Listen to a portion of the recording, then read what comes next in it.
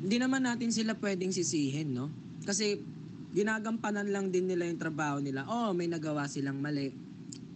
Ganto, ganyan. Kung ano man yung nagawa nilang mali, sa tingin mo ba, sir, lahat ba alam nila about sa sa pamamalakad ng batas natin?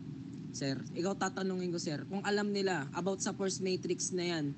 Akong force matrix, sir, hindi agad-agad kasi nakakabisado yan. Lalo na meron tayong due process about sa kung paano nila ma-apply yung force matrix. Kasi nga, ang trabaho talaga ng FTO niyan, ituro yung force matrix, di ba? So, hindi naman agad makakatch up nila yon. Kasi sir, ilang implemented ba yung force matrix dito sa syudad? Lalo na pag pag John cases na or criminal cases na. 5 yan, sir. 5. Force matrix 1 to force matrix 5. So, hindi naman agad-agad makakatch up nila yun. Siyempre, sir. Teka lang, saglit lang. Tama ka doon. Teka lang, wait lang, saglit lang. Sige. Katap lang ito, saglit. Mabilis lang, saglit lang. First of all, bago ka magsalita ng pangalan mo, ulit. Steezy Stark, sir. Steezy Stark. Steezy Stark, alam mo ba yung pinanood kong video kay Mayor? Napanood mo na ba o hindi? Hindi pa. So yun, di mo pa napapanood. I think, pag napanood mo, mas maunawa mo kung ano yung totoo nangyari. That's it. At pangalawa, wait lang ha. Sabi mo, hindi nila maunawa kung ano yung force matrix. So, paano pala yung mga nangyayaring ganung mga bagay na... Paano sila mag-handle ng sitwasyon kung hindi nila alam yung mga ganyang bagay? Okay, tama ba? sasagutin ko yan, sir. Paano nila ma-handle yung sitwasyon kung hindi nila alam yung mga ganyang bagay? Try to expand your critical thinking and rational thinking about the situation. Wala sinabi. Ang first matrix, meron? hindi agad-agad na tututunan. Wala nga ni. Wala nga ni. Based on situation and reasoning Wala pa. of this situation kung naman yung nangyari.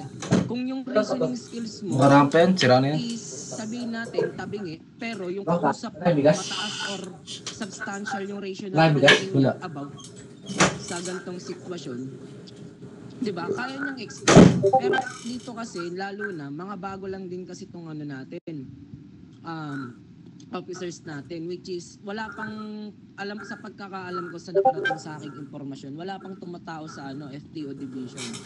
Pero, yan, matututo rin naman yung mga yan, sir, pag nagtagal. Kasi sabi nga nila, habang tumatagal kasi, sabi nga nila, habang tumatagal kasi isang trabaho, mas nagiging saulado mo eh.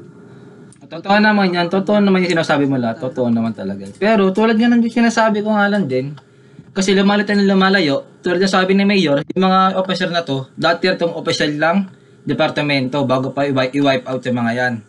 Pangalawa, yung sinasabi mo kasi napakalayo ni. Kasi sinasabi ko kasi, simple knowledge pa lang to. Ano pa ibang knowledge? Totoo naman.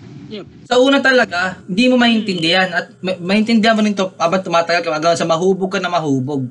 Ang kaso, paano mo sisimulan yung pagiging police mo kung ngayon pa lang hindi mo pinag-aalagaan? Lalo na pinangungunahan ng isang HR department, HR na tao, which is mas mataas yun, di ba? So, wait lang, mag-gasalta raw to. Mag-gasalta, masulat sa akin. First of all, sir, yun nga, sabi mo, tawag na ito, sabi nga ni Sir Steezy kanina na kapag matagal ka na sa trabaho, ay may isa sa ulo mo na.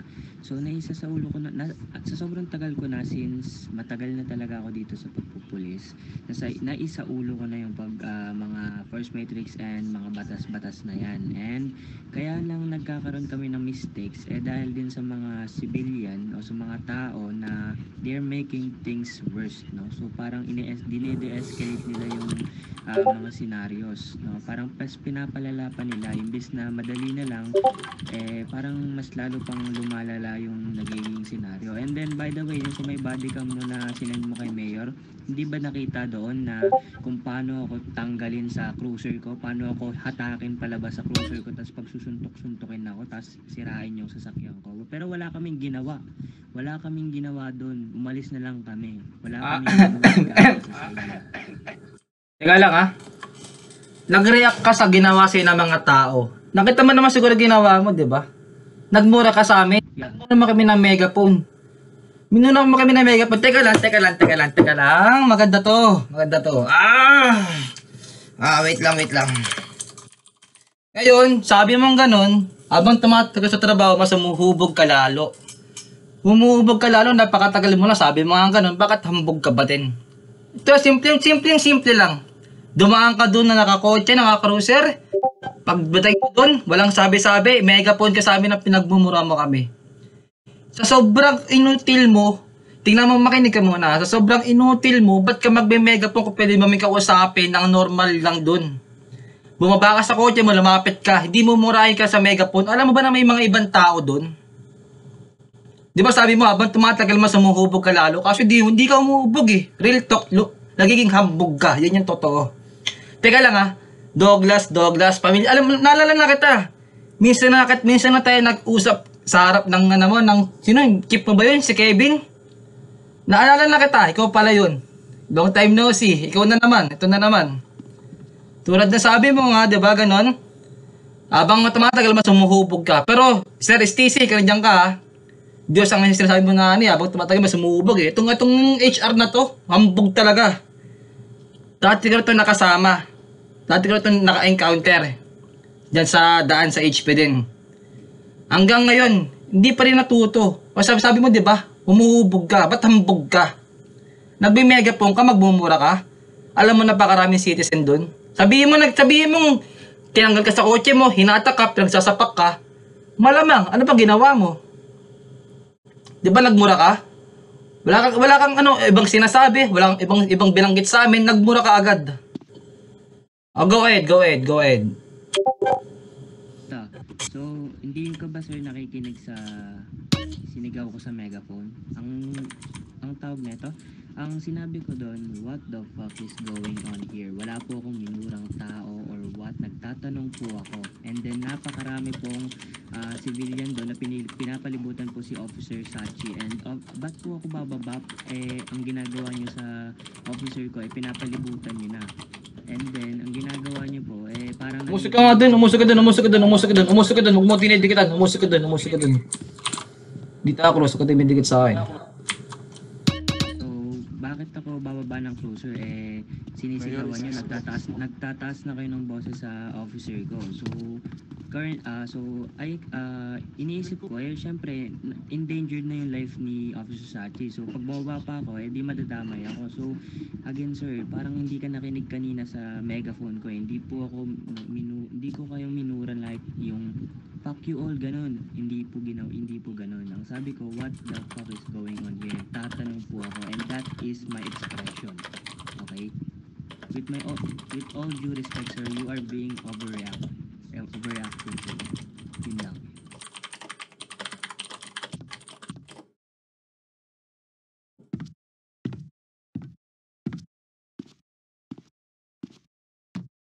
Dari dito mga sir. Teka lang Actually, marami akong witness Chief, pwede ka ba magpakilala, Chief? Okay. Ay, hindi, ikwento mo na kung ano yung nakita mo para lang din mas maunawaan sila yung mga tao dito. Kasi, first of all, nasa posisyon ka rin, alam ko, diba? Sinabi mo nga sa akin, ngayon. Kasi ayoko sabihin na ako lang magsasabi lang ako ng gawa-gawa. Ikaw na magsabi. Isa nakita mo, asa na-obserbahan mo.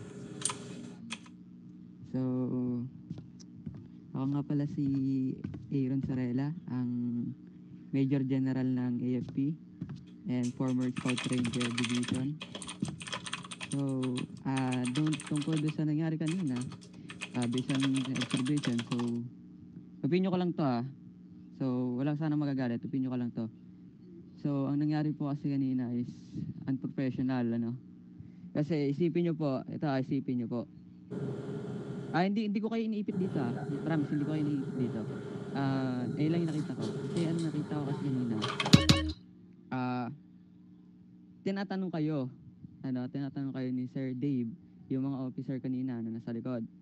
Tinatanong kayo kung bakit nyo sila kakapkapan, bakit nyo sila kinakapapan. Then tinatanong kayo ni Sir Dave na kung ano yung first mate. Tapos hindi lang naman sagot. So tinatalikuran nila. Dapat pag ganun, haharapin yun. Huwag kayo tatalikuran.